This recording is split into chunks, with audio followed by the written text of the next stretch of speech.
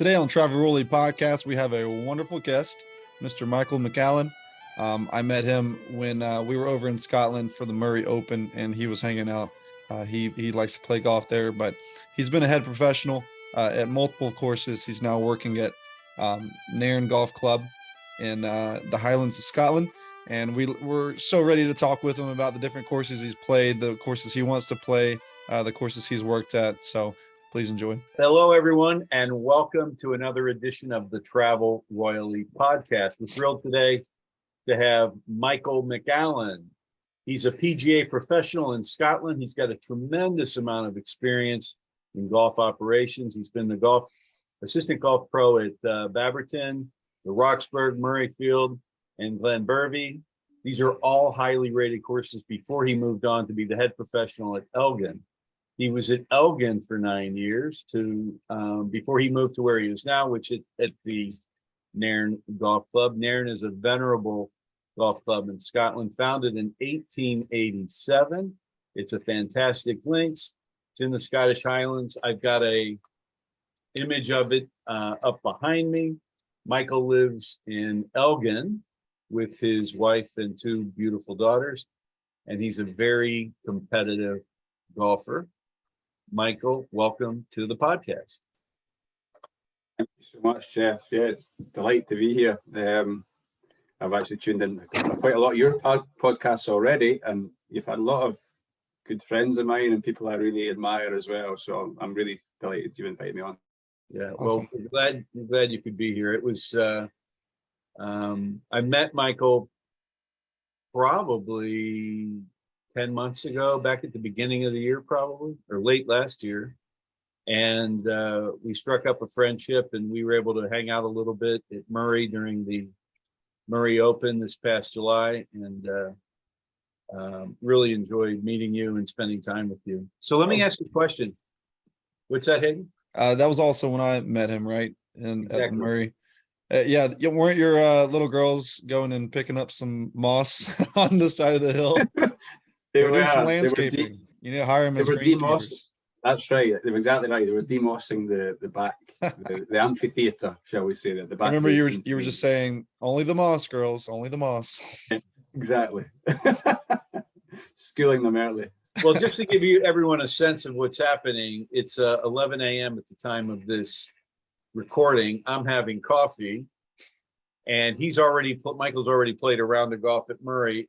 He got all 4 seasons. It turned to winter on the back nine, so he was only able to finish 15 holes. So he's having a wee dram as opposed to coffee, which is actually, that's what we should be doing, Hayden. Maybe not at 11 a.m., but we'll do it tomorrow. I'm going to show you as well. I am doing this because I'm frozen. It is traditionally it's a decent sized dram as well, but it's in a lovely glass I got from a 40th birthday as well. That is lovely. Is it warming you up? It's working. It's working. It's much needed as well. Well, that's something we need to add to the tip list for when people travel over there, and that is to carry a flask with some whiskey in it. It's a great idea. Superb idea. I mean, it sounds like you're gearing up to have a booze on the golf course, but you're not. You're really not. It can get really cold out there at certain times of year. And if you've got that just to keep you going, it gives you a good boost. It's a sensible thing to do at times. Yeah.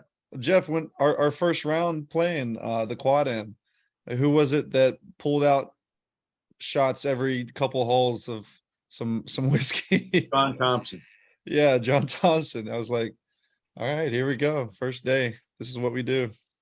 Actually, with the John Thompson we're referring to, because there are so many John Thompsons at Murray, is the one that owns Links Lodge. Oh, good. I was about to ask. Yeah, I was about to ask. Which John Thompson? Now, Michael, are you from Elgin, or where are you from originally? I hail from the central belt of Scotland. I'm from a little town called Linlithgow, and it's between Edinburgh and Glasgow. I guess it's a commuter town. It's historically really rich. It's got an ancient palace which Mary Queen of Scots was born in. So she's a wow. Really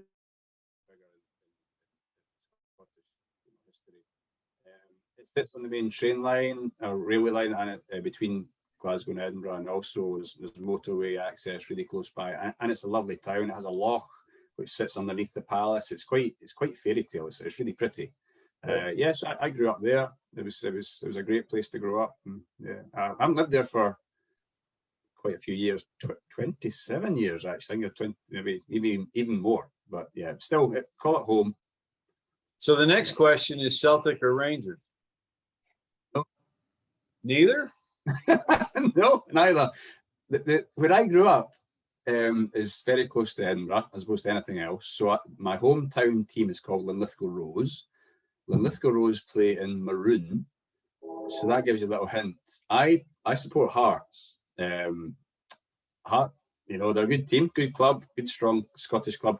And as I grew up, there was a coach of Hearts who lived it was a neighbour of mine. As you know, my friend, his father was a coach for Hearts, and I was like, wow, that's amazing. I'm going to support them. So it's stuck ever since.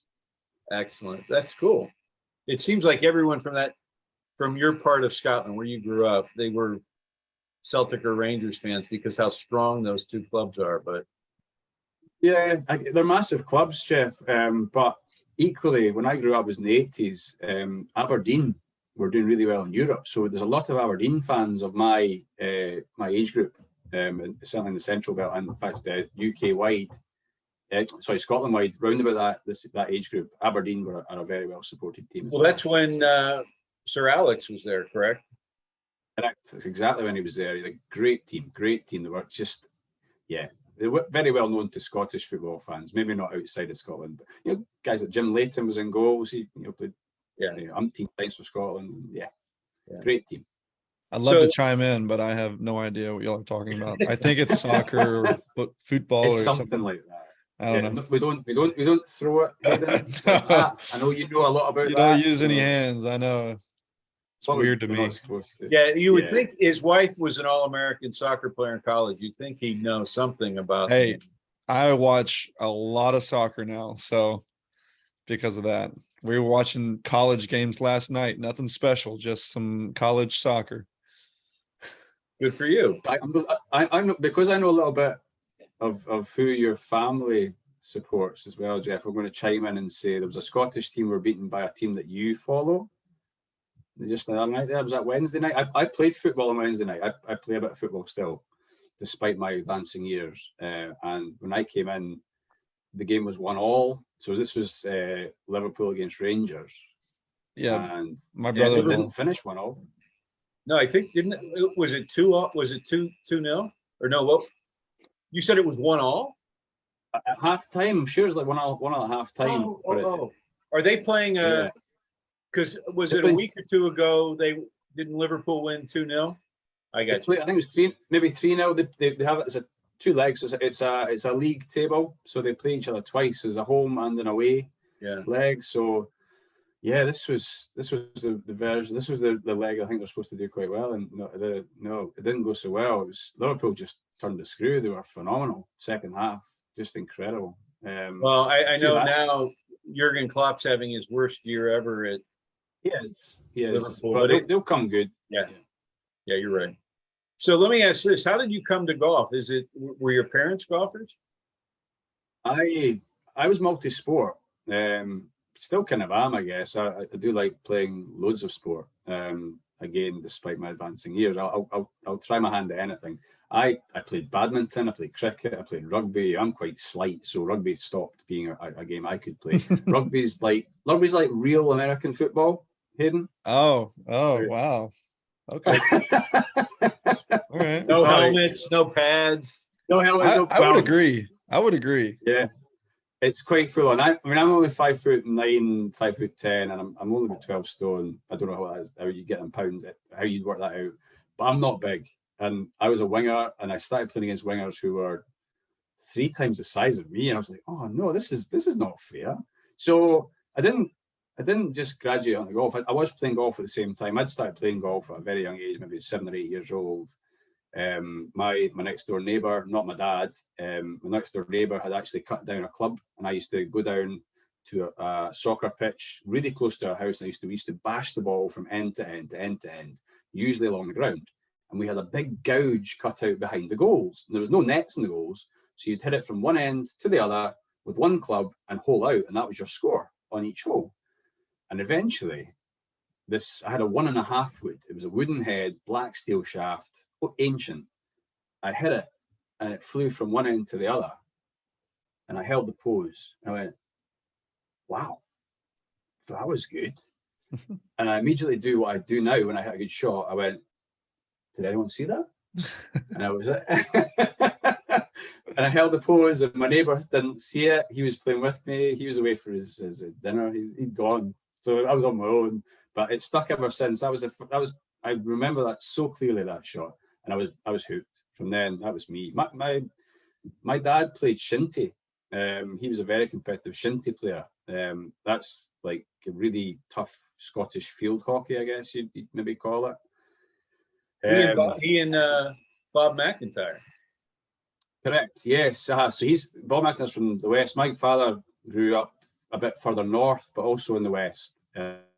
Small town just outside, or small village near Plockton. So he was Achmore was round about where he grew up, but he went to Aberdeen University, and he was captain of the university shinty team. And they used to travel across back and forth, and he played for a couple of other teams. He was good. He was really good. He's solidly put together. He's like me, but twice the width at his pomp. So he's quite strong and barrel chested, and yeah, nothing like I'm built, but he was good. He was fast, and he was a striker. So interesting story, when he started playing golf, he played with a chap who played hurling in Ireland. So he'd moved to Linlithgow. My dad we'd moved to Linlithgow as well, and they'd started playing golf together. But hurling's a bit more rhythmical, so he would kind of jump up to the ball and hit it like this, the Irish fella. Then my dad would swing himself off his feet and hit it, and I'd be watching him going, gosh, wild. This is incredible. But yeah, they were renowned for playing together because it wasn't pretty. It wasn't pretty. It was effective. Yeah. So what led to you becoming a professional? Well, as I kind of developed slowly but surely as a golfer. I went through school. I never got coached. I never got lessons. I just enjoyed it. I guess I got to a point. I left school. My best friend turned pro. I was really quite like that, but he was a bit better than me, so I wasn't quite there yet. My golf, I worked for a couple of years, and I played golf every day for 2 years at about the age of 18, and I got good. I got pretty good, and not international level or national selection level. It was under that level, but I was a good, very good club golfer. And then I went to university, and all the time I was still seeing my friend, and he was still being a golf pro. And I was like, I still want to do that. But I'm off being a university student, enjoying that, playing for the university golf team, really enjoying that, and coming to places like Lossiemouth for the Scottish Universities Golf Championship. So I was weird how it all eventually came full circle for me. But yeah, we went down to Leeds for the British Universities Golf Championship. So I was keeping my hand in. And then I graduated, and I'd still played golf, and I played golf again, and it was still there for me, but I needed to get a job. And I got this kind of job, 30 hours a week, working in retail, clothing retail. I worked at the same place as a student. And then I met my wife, and my wife's kind of let me get away with it for about 6 months. She was actually working away towards her first class honours degree at university at the time, and working behind the bar at the Linlithgow Golf Club where I was playing. Yeah. So eventually, I love this story. She picked up she got brave enough and asked me on a date, which was good of her. She'll hate me for saying that. Nice. I love it. The rest is history, really. And yeah, but 6 months in, we were dating quite seriously. It was going places. I really liked her. She was quite tight. And she just said, look, you need to work out what you want to do here, because you're working, but you're not really forging a career. You're smart. You've got a degree. What do you want to do? I said, I don't really. She said, you do know. I said, yeah, I do know. So I found out how to go on the PGA scheme. I applied for a job at Baberton. My first boss, Ken Kelly, who's a lovely guy, got on great with Ken. He interviewed me, and he said, right, I'll let you know within a week. And then that night he phoned me and said, would you like a job? The interview went pretty well, and I said, awesome. Yeah, I would love to. And yeah, just very lucky. At times I got some nice jobs along the line. I was invited to work at a couple of places. I wasn't looking for moves, but they worked out for me quite nicely. Worked with some great bosses, really, really good bosses. Yeah, I was been very, very lucky. So I've learned on the job, and that's hard. You were at some very highly rated courses. When I looked them up, they were several of them were #1 in their region according to the ranking system that I looked at. Because of you, right? Of course, yes. I think maybe #1 before I got there, and just about stayed there. Yeah, I guess Baberton for a start was a lovely course in Edinburgh. I could really list exactly what they're like individually, but I suppose the high points with Baberton was a great members club, nice part of Edinburgh, beautiful views of the city. Ewan Murray, the commentator for Sky Television, his dad Jimmy was the pro there just prior to me getting there. Onto the Roxburgh. Roxburgh was built 97, I think, or 95, and it was built by the Duke of Roxburgh. It's an incredibly beautiful parkland, one of the best in Scotland. If you know, it's right up there. It's just in a remote part of the world. It's in the Scottish borders. Nobody really, not enough people go there. Sorry. Yeah. Right. But yeah, it was great. It was in Glenbervie, especially. Murrayfield, lovely, busy members club, fantastic part of the town. Again, sensational views of the city. If you ever want to play a city centre course in Edinburgh, you're stuck to kind of think, where do I want to play? And you haven't seen much of the city. Play Murrayfield, because it's on Kirstorfen Hill. Kirstorfen's an area, it's next to the zoo. You can actually hear the animals at the back of the hill. It's phenomenal. Very cool. Climb the hill. Yeah, 4th hole, I think it is. And you almost get a 360 view of the whole of Edinburgh out to Fife and out to East Coast, East Lothian. You can see North Berwick Law, or Berwick Law, North Berwick. Yeah, out to North Berwick anyway. You can certainly see, the hill at the set first in the Glen, just about, if you know that course at all. It's great. And then Glenbervie, yeah, phenomenal.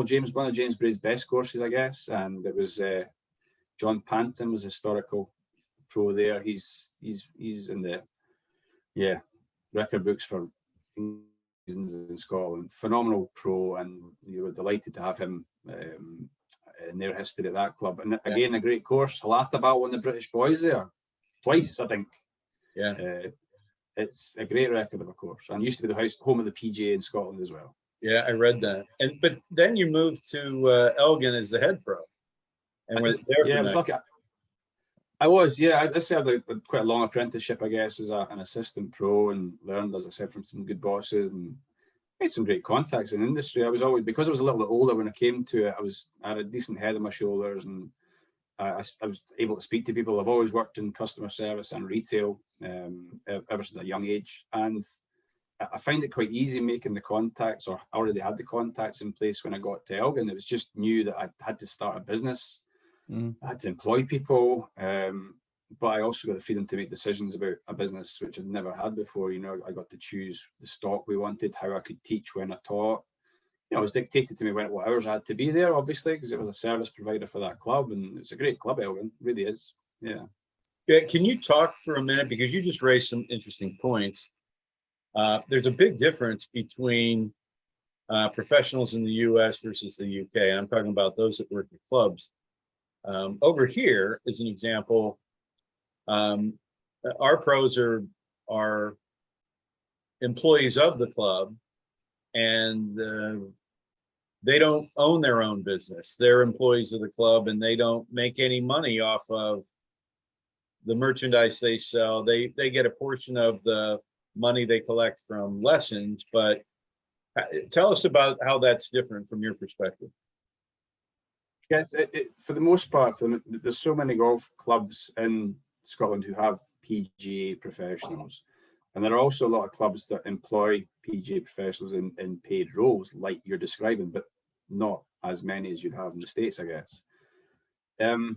That is the main difference. The majority tend to be small business owners, and they are also expected to cover the long hours that a golf pro shop would be expected to be open. So you then have to staff that.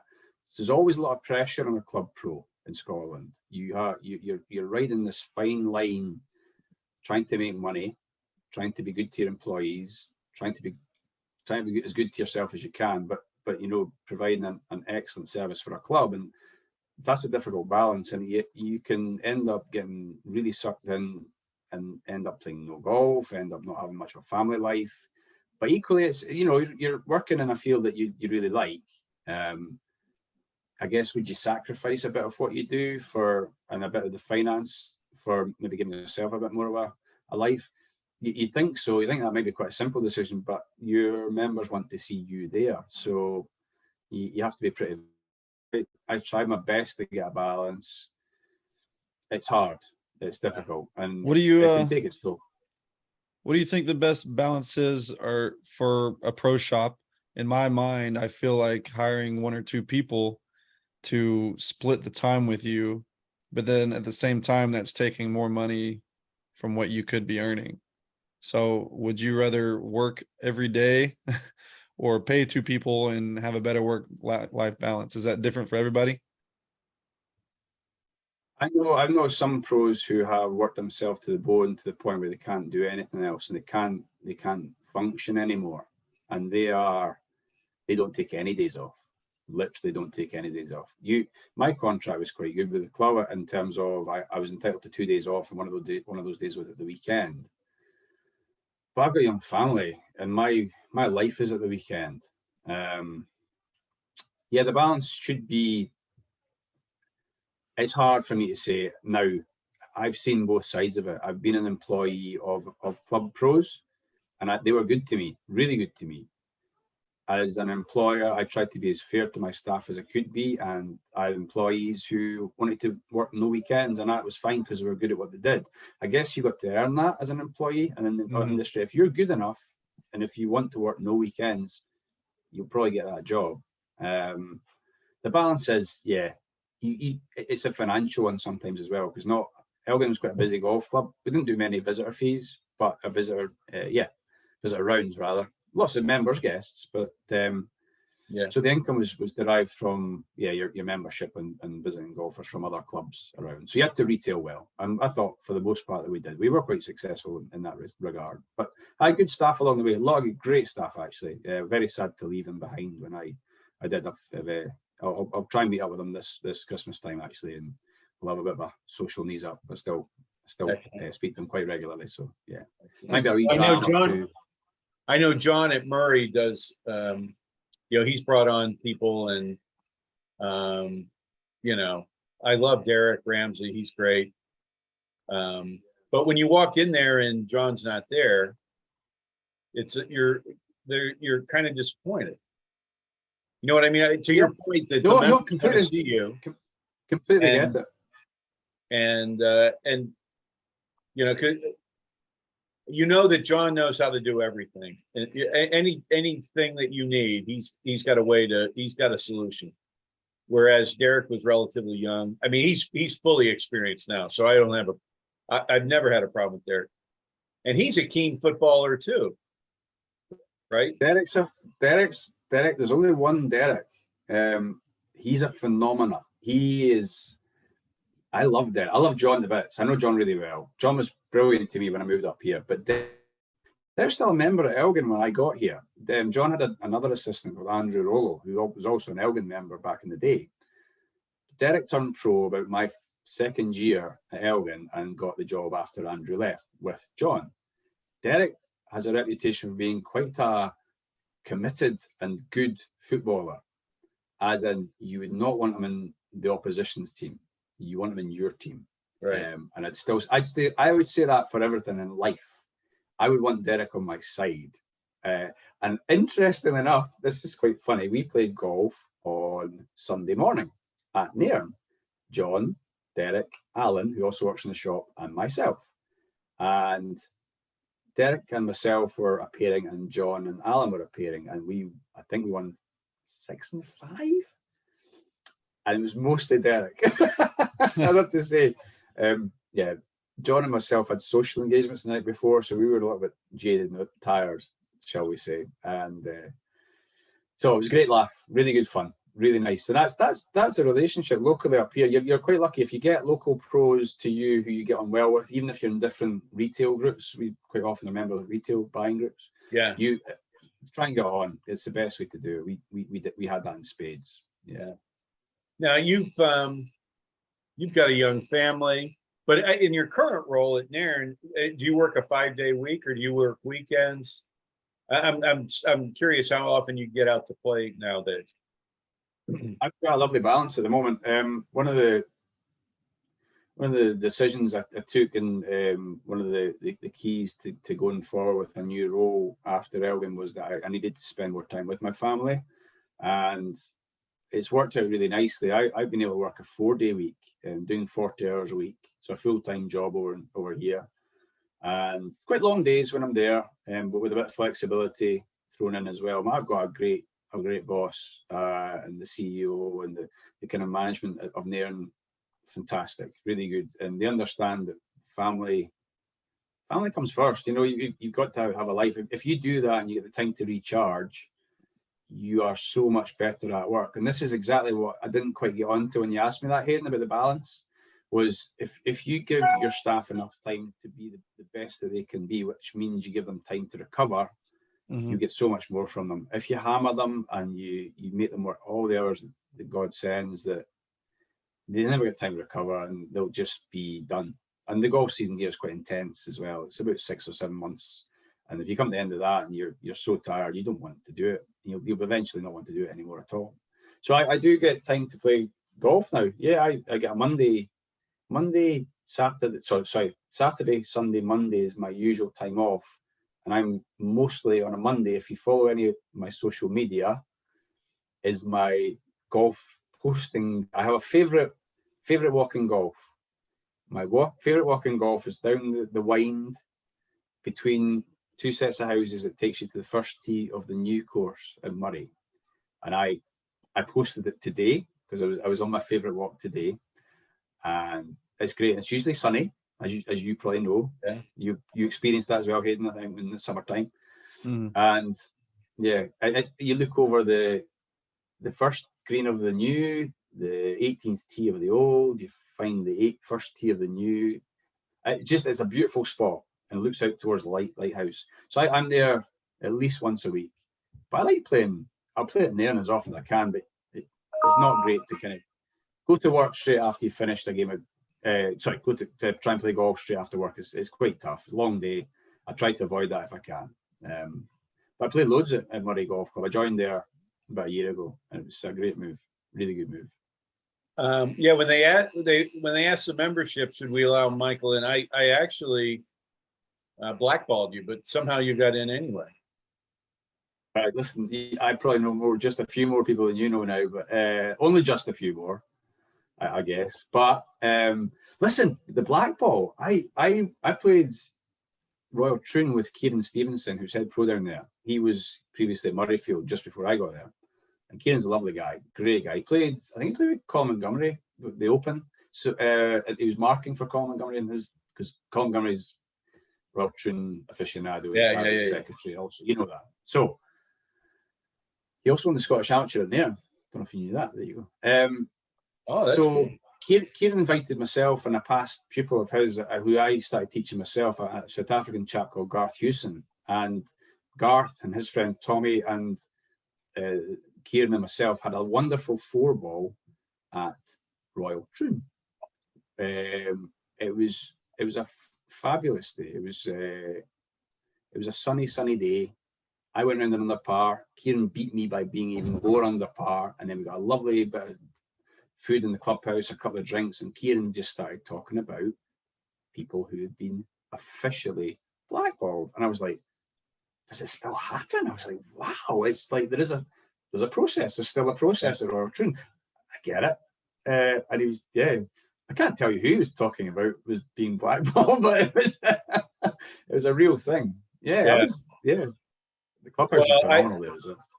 Troon is a course that's very memorable. It's memorable for a lot of people because of the duel that went on between Henrik Stenson and Phil Mickelson about 5 years ago. But there's nothing better than the postage stamp par 3 that if you look at it on paper, Hayden, it's 107 yards, Yeah. right? And you think, how hard can this be? Well, you throw the wind in, the bunkers are insane.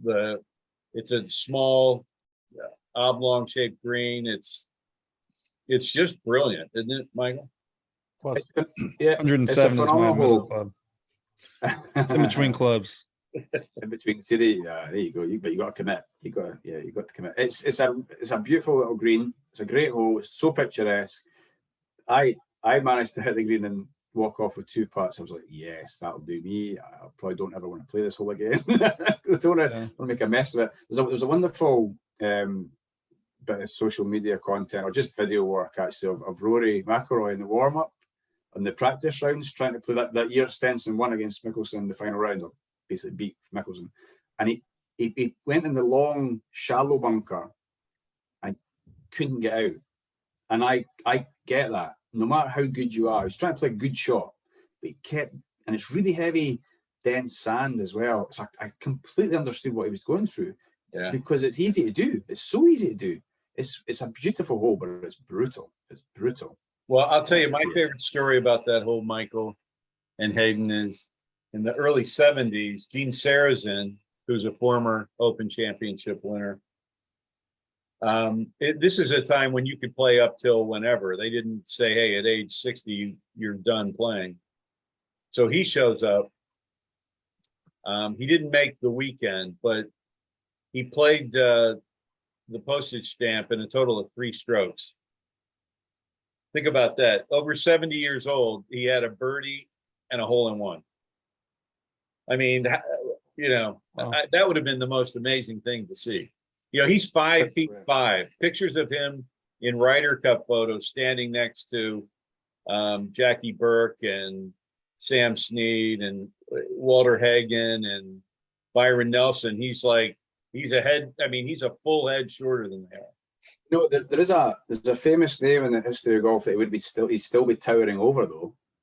The guy, I read this record, what did he have? Something like 12 top 15 finishes in the Open. He had 10 top 10s in the Open, never won it. Ben Sayers. No, Ben Sayers. Ben Sayers, yeah. Oh. He was the amazing thing I found out yesterday, he was 5'3", but he was a trained acrobat. He's from North Berwick, trained acrobat, regular. I spoke to Stephen Proctor. I don't know if you know Stephen Proctor, he's a golf historian. Yeah. Great, right. So I've got a bit of a friendship with Stephen, and he said, obviously he was commenting, he chatting away, and apparently he would regularly do cartwheels and handsprings if he hold a lengthy birdie putt. Who knew? Yeah. Who knew? He says he put Chichi Rodriguez to shame, was the comment that was made. It was great. Well, that reminds me of, again, into his 70s, Sam Snead was very flexible, right? I mean, he had a very long swing, even into his 70s. And he would do a trick at the Masters dinner every year because he was quite tall. What he would do is he would take his foot, his leg, swing it up over his head, and press it against the top of the door jamb. Imagine being that flexible at your age or Hayden's age, let alone at 70. I mean, they said it was amazing to see. Anyway, we need to get going. We're going to run out of time.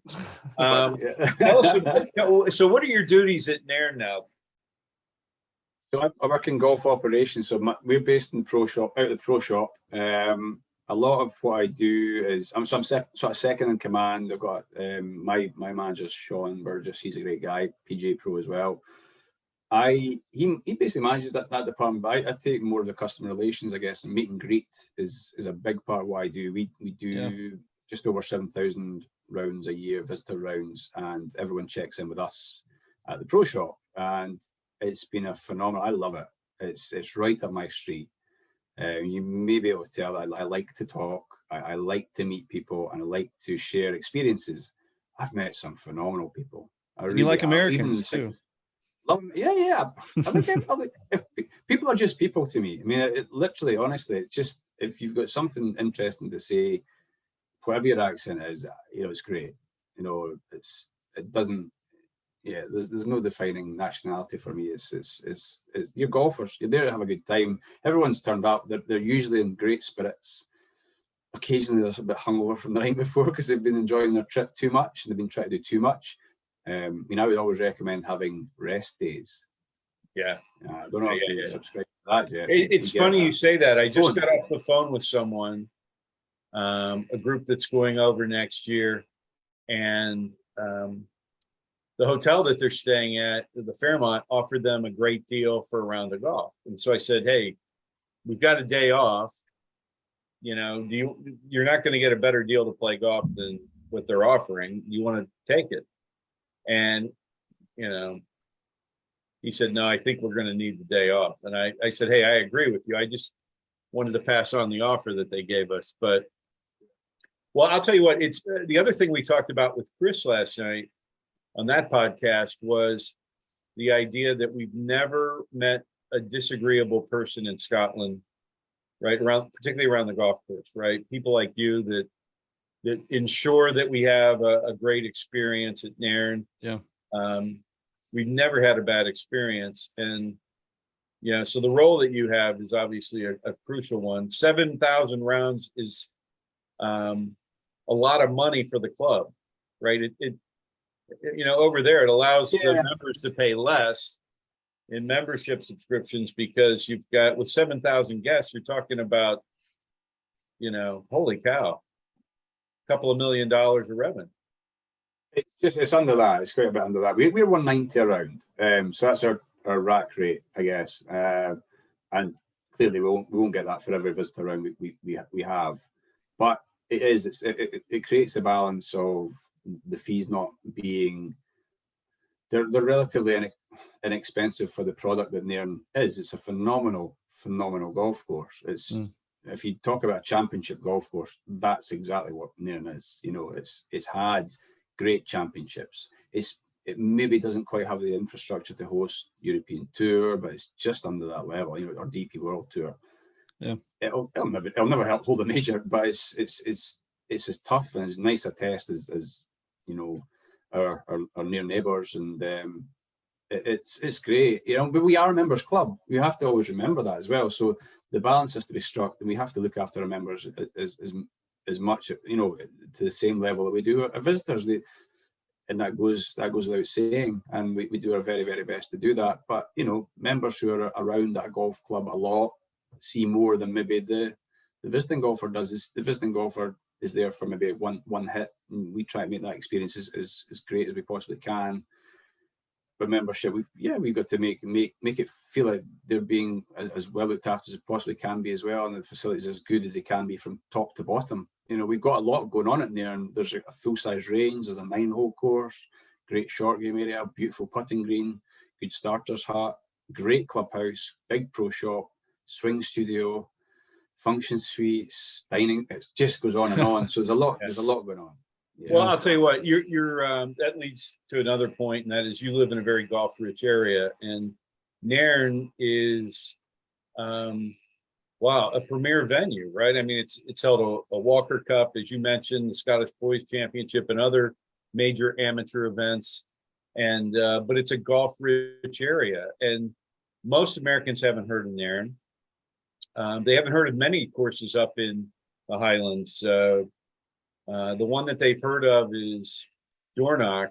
But what's happened, I think, is Castle Stewart got built, and it's a blessing that they're nearby, because it's shined a light on that area of the country along the Murray Firth, and so you've got, you know, I mean, it's just crazy. If you've got 36 at Murray, you've got Hopeman, which the back nine there is really good. I like that. You've even got Kovesey, which is, I know people that really enjoy that. You've got Nairn Dunbar, which is a fun track to play. You've got Nairn, you've got Castle Stewart, Tane. Jeff, can I jump in? Yeah. Can we rewind? Can we go back? Yeah. Did you see Kovesey? Yeah. Okay. Do you know about me and Kovesey? No. We pronounce it Cowsey, but Kovesey That's how it's spelled. I played there on my 47th birthday, on the 26th of August this year. And I was 3 over par after 4 holes. Yeah, is that right? Something like that. 3 over after 3.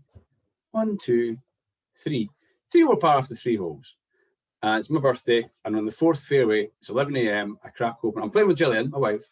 I crack open a beer from what I've got for my birthday. I'm just like, why not? So I birdied that hole, chipped in. I told Gillian, I said, should I just chip in? She said, yeah, you can do it. So I did. I then proceeded to finish the beer, but also finished the game of golf, and I was 1 under par by the end of the round. And it's only 9 holes. It's a phenomenal little golf course. And I shot 30. It's par 31. I shot 30 with a birdie at the last. I nearly got a hole in one at the last. I literally lipped out. There's a video of me on social media going, whoo, whoo, whoo. And I get all flustered. And it just lipped out. So I hold that, 30 shots. And I just left. And we went home and I had a birthday dinner that night. But my in-laws played the next day. And they said to the owner, my son-in-law was here yesterday. It was on his birthday, shot 30. And he went, pardon? He went, yeah, playing with his wife. That's the course record. No way. This is a course record. Says, nobody has shot 31. Better than 31 before the par. And I'm like, nah, it can't be right. But no, they gave me a golf. Gave me a 6 and AD 333 with a logo on it and said, give him that and just tell him to take a picture with his scorecard and send it to us. That's the course record now. I was like, yes! I love that little golf course. It's phenomenal. Sorry, I digress. Well, that's a fantastic story. And that's one of those courses, Hayden, that, I mean, I haven't even played it. And it's right next door to Murray. I mean, I thought Hopeman was a stretch, but I'll have to go and shoot 29 now. Well, at the moment, I told everyone, they were like that. Yeah, were you playing a competition? I said, no, I was just playing on my birthday with a beer. I said, so how is that the course record? He said, well, the owner told me it was. So listen, if that's the course They record, told me. it's the course record. And they were like, right, we're going down tomorrow. We're going down tomorrow. That's but funny. so it stands for now. It stands for now. But you live in a very golf-rich area. You're very blessed. And of all the, so, and based on your profession and how you've lived around different parts of the country, what's your favorite course in Scotland? I know you probably have to say Nairn since they're your employer now, but I know you've got to after Nairn. Yes, after Nairn. I see what you're saying. And listen, Nairn is, I can't tell you how much Nairn's grown on me since going to work there. It's what a golf course. It really is. I played it pre-changes. Mackenzie and Ebert came in and upgraded bunkers, changed greens. It's a phenomenal golf course now. It was great before, but it's really, really good now. I've got a massive soft spot for Murray, both courses there. I play there loads, and it is my kind of a home course for playing on, but I've always loved Dornoch. I've been playing there since I turned pro at 26 regularly. Every year I play at least maybe once or twice a year. It's got the best hole in golf on it. But that's a fact. That's written down somewhere. It's not. But the 14th, Foxy, it just gives me shivers every time. Every time I play the 13th, usually quite badly, I know I'm about to play the 14th. I'm about to play Foxy. I've even got a wee song for it, which I'm not going to sing. I've got, I just think it's a great hole. I think it's a great golf course. I've always loved it. I've played quite well over there in the past. I've played pretty poorly there in the past, but it's hard. It's a hard golf course, and it's gorgeous. It's gorgeous. It's a special place in my heart, but also, sorry. Well, I was going to say that's another course that could, in my mind, could host an Open Championship if it had a stronger infrastructure around it to support people traveling there and staying there and so forth. It's a course in a small town, but I mean, you saw what they managed to do at Portrush. In Portrush, if you ever drive there, access isn't great. You've got to, you can only go in one way, you come out the same way. It's not easy to get in, but if you want to make it happen, you can make it happen. And Turnberry's that way as well, right? Yep, a little bit. Yeah, it is. I guess it's got a bit of space around it, right enough, but yeah, pretty much one way in, one way out. Turnberry, funnily enough, that you said that the other course that I was going to mention, I played Turnberry in the winter time it was blowing. You not understand the term blowing a hoolie. You know what that means, yeah. On a It hoolie? was blowing an absolute hoolie. Completely. What is that? And it was windy. Like you wouldn't walk your dog in it. It was just brutal. And Small dog. it was coming down, the rain was coming down so heavy, it looked like snow. I was like, what are we doing here? But I was having so much fun. I was playing with some really nice guys from Paul Laurie Golf Centre, and oh goodness me, who else was playing? It was great. It was 4 of us playing. 2 of us played quite well. I shot about 75 that day, and Craig Dempster from Paul Laurie Golf Centre shot 71, which I still to this day I can't believe he was beaten that day, because it was a little tournament for our buying group. What a golf course. It's stunning. I'd played it loads before and I thought, it's not for me. I'm not really liking it too much. It's been upgraded. It's better than it ever was. But it's an interesting issue. It's a whole different issue as to why events are not being held there. But we don't have to talk about it. Well, yeah, but I'll tell you what. I'm not a big fan of the owner of that course, right? But I'll tell you what. I haven't played there since the changes, but I've heard nothing but wonderful comments. And I'll tell you what, I give him a lot of kudos, because the course that he bought in Ireland, Doonbeg, he made amazing changes there as well. It's a much better course today than it was. And I think he made more significant changes. Well, I shouldn't say that. He made significant changes at Turnberry, and it is a better golf course. But and it has. I mean, we've got a lovely halfway house, one of the top 10 in the world at Nairn, or Bothy, and I'd say the only one that I think is maybe the one at Turnberry, the lighthouse. Now is just. Yeah. I could stay there. I could stay there all day. One of our chairman of the buying group, chairman of the board, was lucky enough. We stayed there for a couple of days. It was their sort of general meeting, if you like, and our conference, and he actually stayed in the lighthouse. That was his room. Yeah. Really. That's not so easy to stumble back to after the dinner. Yeah. But, yeah. Have you been to the US and played over here? I have. So it's a great story I have, especially with Californians. That I can really relate to our Californian visitors and the ones from New York and Nevada, because there's the only 3 states I've been to on the same trip. So I've been once, flew into New York in February, Valentine's Day. It was around about then, so middle of February. It was so cold. I've never been so cold in my life. We went to the top of the Rockefeller Center. Is that the tall? It's really tall, and you can see the Empire State. They're kind of similar. So we were at the top getting photos taken with the Empire State Building in the background. And I've never had sore teeth before because of the cold weather. I was smiling, going, "Oh no, it was so cold. My mouth was hurting. It was bitterly cold." So that was New York. Then we flew on to LA, stayed in Santa Monica, and then drove up Big Sur, and eventually a couple of nights, and stayed one night in Monterey, the town. And I was playing golf the next day. I had 1 game organized. I'd lucked out. Somebody had organized some golf for me, but I'd already seen the golf course before the day before, because we stopped in at Carmel by sea, and we went on the beach, and I kind of happened to look up to my right on the cliffs and went, "There's a golf course. Oh, that's where I'm playing." So I played 1 course in the States, and it's Pebble Beach, which is like, it's a good, cool story. I got a lovely guy from, he was an RNA member. He had a connection with a chap called Ron Reed, who was the West Region USGA director, I guess. I think that was his role at the time. He made contact, and Ron stays in Carmel, met me on the first tee, sorted my golf out, got me a game with an assistant pro, and was just an absolute gentleman. So I still keep in touch with Ron when I can. And so what's your favorite now? Is it Dornoch or is it Pebble Beach? Oh, Nairn. Nairn. Oh yeah, right. Nairn. You're right. After Nairn. After Nairn. Pebble's close. Pebble's in the top 5. Definitely. Top it's 5. hard. It's top 5. It's not. Yeah, it was all right. It was okay. It was fine. I finished with a birdie. You probably didn't have to pay either. and I didn't have to pay. It's my favourite course I've never had to pay on. There you go. Yeah. How by a about mile. 7 and 8, 7, 8, and 9? What a stretch of golf holes. And 18. Oh, I mean, it's just 17 and jitters. 18.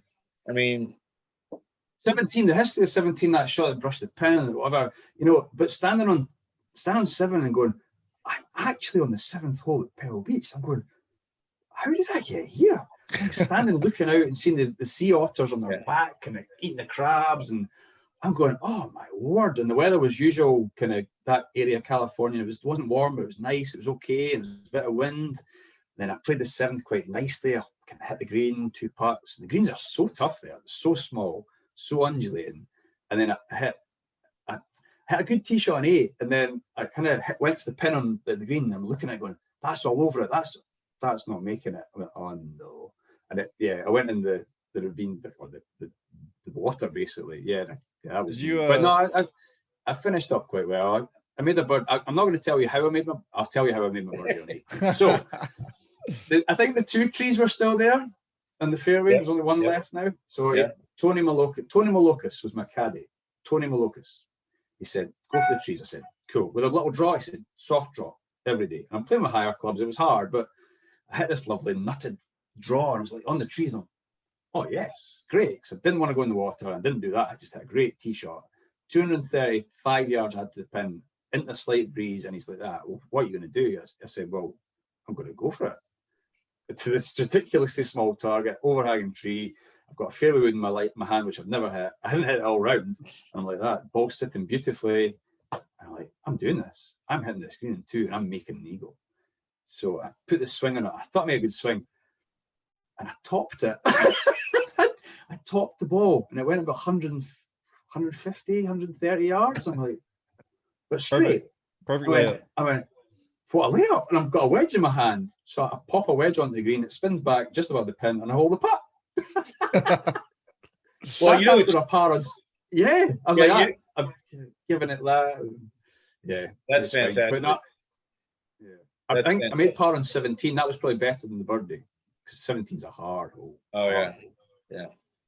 Well, it's funny. Hayden, we were playing, we played at a golf course here locally I belong to called Whitewater. And on the first, second, 4th hole, it's a fairly long par 5 with water fronting the green and left of the green. So the wind was behind us, and the fairway runs out and then runs down. So if you get it over the hill, you'll get an extra 30 yards. All right, hold on. That par 5 is so short. I have 160 in every single time. Oh, okay. Well, for me, it's a long par 5. So I had oh man. I had 190. I hit a Hayden will laugh. I hit a tight little draw like you just talked about with a 3-wood. And it got over the hill, ran down. And I think I had 175, which is a 7-iron for me. And we have a golfer in our group who's a 5, and I'm a 10. He topped one, Kevin topped one off the green, or excuse me, off the tee, and then hit a ball into the bunker short, and then had to kind of chip out. He's got 185, and he's a 5 handicap, and he lays up. I'm like, Kevin, what are you doing? He goes, I mean, there's water behind and front. It's an island green pretty much. Yeah, he goes, did you see my tee shot? I mean, he's a guy that would go for that from 230, like you. If it was 235, he wouldn't even think about it. But after that tee shot, he laid up. He just that's bringing great. the spirit of Zach Johnson for the Masters, just laying up, all laid up.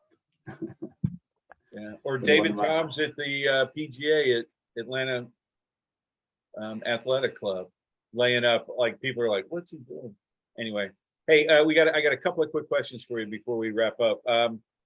Nairn is in the Highlands. There are amazing courses there. We've talked about some.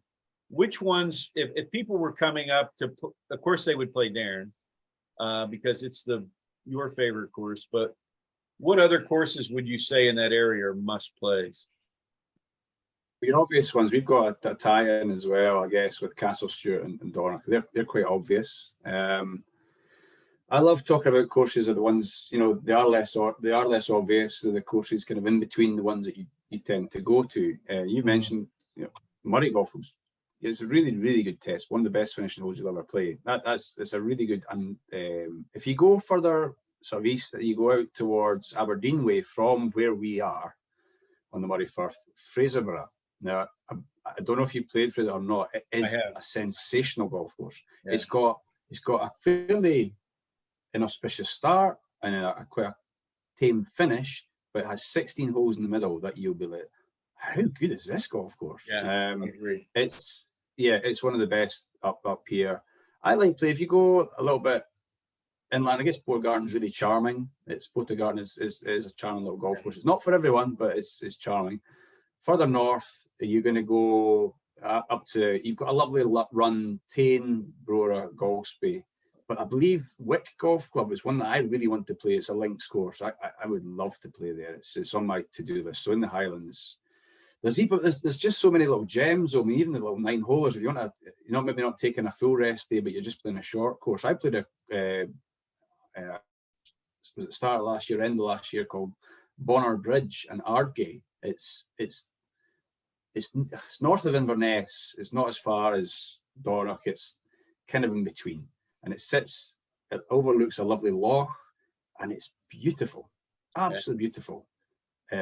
So look, I'll tell you what when we fell on was Fortrose and Rosemarkie.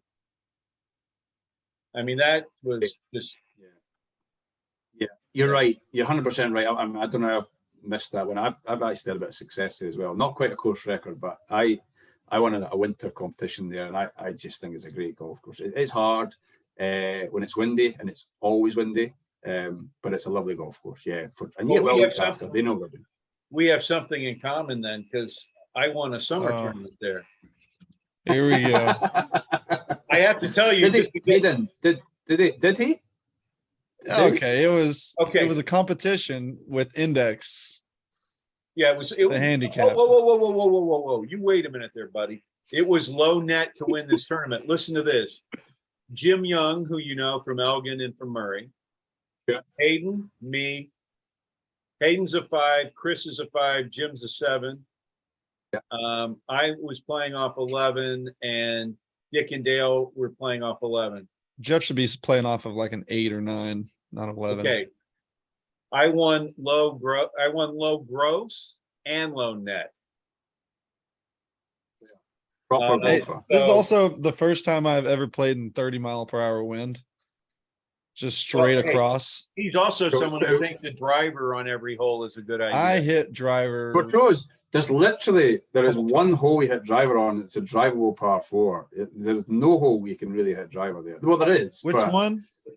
Drivable par 4? So 17, so 18, 17. I say 15. 15, it goes, there's a fence at the back to stop you kind of going. It's got a big kind of step up to the green. Yeah. That's on. That is on. That hole is on. I've driven that a few times. That's what I did. You know what I hit there? Downwind, 8-iron. Yeah. You should. What? There's a hole. I can never remember which number it is. There's no fairway. When you stand the tee, you see the green and you go, there's a road just on your left-hand side, and there's a tee box basically on the road, and you're hitting down, you're going, where am I going? Yeah. What? It's a great we got. I really trying to tell the story really quickly. I hosted a night golf session at Elgin Golf Club the night before the tournament that I won at Fortrose, and we had whiskey on the golf course. We had great fun. I had too much fun, so again I was slightly jaded from the night before. Turned up, took my guest up, or took my playing partner up. He said, "Are you all right?" I said, "I'm okay." He said, "Do you want to stop?" I said, "Maybe we should stop." And halfway up, and I had a cup of coffee on the way up. Got to the last screen. I was 1 under par. I don't really know how I managed it. It was a horrible day again. Hayden, it was blowing a hoolie. It was blowing a hoolie. And I stood in the last screen and I hit the last screen, but I was in the completely opposite side. The pin was tight right. I was far left, and I had 2 putts downhill, downwind to shoot 1 under. And I thought, it's got a wee chance. It's got a wee chance. So I had a lovely first putt, a little lag, hold the second putt, and just about collapsed. I was done. I had nothing left, but I won. Yeah. It was great. Sorry. No, that's awesome. I'll tell you, I think that is a tough hole.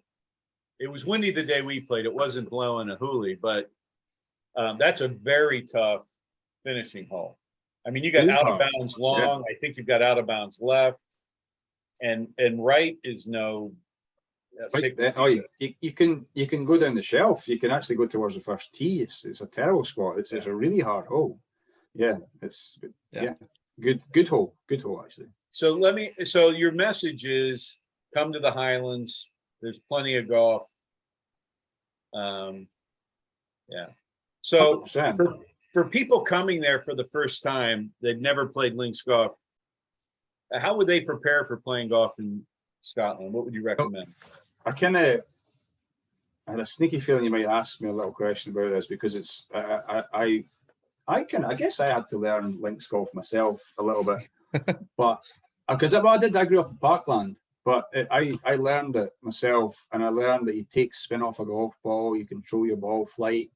So actually learning how to play links golf is an art in itself. So you do have to be prepared to work out how to keep the ball on the ground more than you'd ever been used to. So hitting more club than you think you need to, then remembering you've got wind as well, taking speed off your swing, just hitting more club, lower ball flight, less spin, and that ball travels and it rolls and it releases, because the links golf is supposed to be played on the ground. It really is. Yeah. It's not drop and stop. Never has been.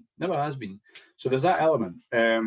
Chip and run shots from green side, or putt whenever you can.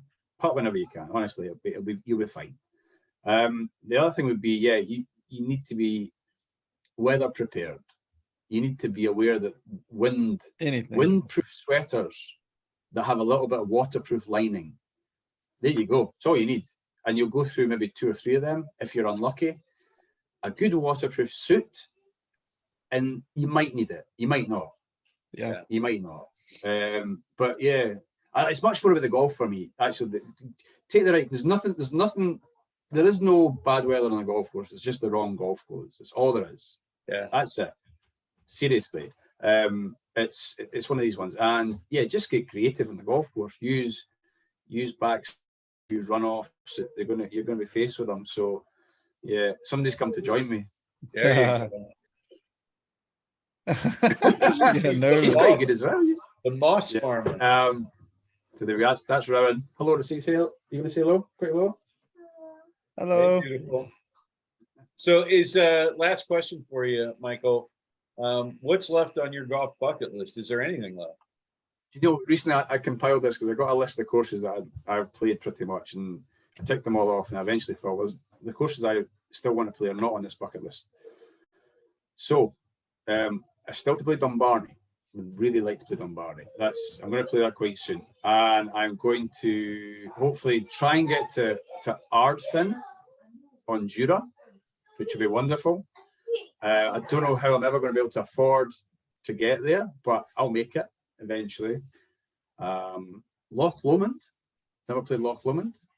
I've made a few contacts this golf season who might want to invite me on. I don't know. And then, the courses in between as well. I love the idea of Prestwick. We've got a wee tie-in with Prestwick Golf Club. I'd love to play Prestwick. I'd love to play the old course in reverse. These are things I want to do in golf. Yeah. But, I could list them. Macrae, Dunaverty. I'm reading now. Shiskin, Macrahanish, the original Macrahanish. And to leave you one that I really want to play that very, very few people in Scotland have played, even less than Ardfin, would be G West. Never heard of it. No, you won't have. It's right next door to Glen Eagles. It's owned by the same family who owned Highland Spring, I believe. And it's never been opened, but it is complete. What? And it looks sensational. And I used to drive past it every day on my way to work when I worked at Glenbervie. And I used to look out the window. Ooh, I could play there one day. But nobody's ever played it. Very few. So, yeah. Well, I heard, Rue McDonald? Yes, I met him at the Open, actually, briefly. Yeah. He mentioned to me yesterday that he played Ardfin. last week. Oh, cool. And Oh, recently. Yeah. but they're closing it like to guests. You've got to, so I won't be, or it's going to be members only. So I'm sure you'll be able to figure out a way to get on there. Oh, I'm going to do it. I've got a friend. He actually was my first assistant ever at Elgin. He now owns a company called DM Executive Travel. He's a great guy, Daniel Main, and he knows people. He knows whiskey. We're going to do something. It's going to work. It's going to happen. Oh, cool. Bring that bottle of whiskey. It'll get you in. He's from Hopeman originally. He loves the Pre-Shich, the 12th hole there. And bring a bottle of Jura. It has to be a bottle of Jura. Outstanding. Well, Michael, this has been an absolute pleasure having you on. We loved hearing your stories, and I know our listeners will as well. And the words of wisdom you have about how to prepare for a trip over there are hopefully will be well heeded. And the list of courses that are in the Highlands that you reeled off are all fantastic, memorable, and I just hope that we have guests that aren't what we call bag tag berries, or that's what they call them on No Laying Up, right? These guys that just want to play, St. Andrews, Carnoustie, Turnberry, Muirfield, but playing places like Murray or Fortrose or some of the others you mentioned. So anyway, I hope you have a wonderful weekend. Thank you again for investing your time with us. We really Thank you so much, Michael. Thank you for having me on. It's been an absolute pleasure. Thank you.